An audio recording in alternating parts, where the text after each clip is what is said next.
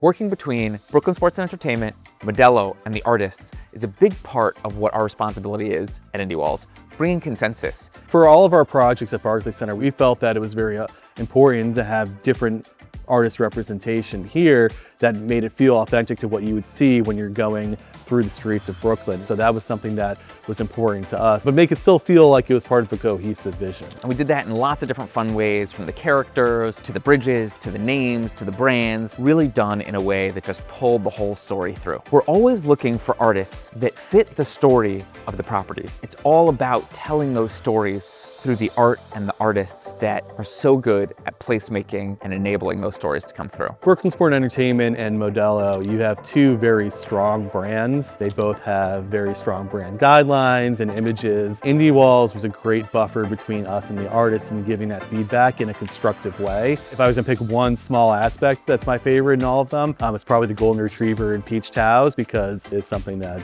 is, cool and personal to me. The biggest comment that we get is just how much the injection of art and color transforms the space. The space was very sterile before. Bringing in this color, this warmth, this art has really transformed the space and made it a lot more friendly for people that are coming in. 5 seconds left. Torre, floating for the lead.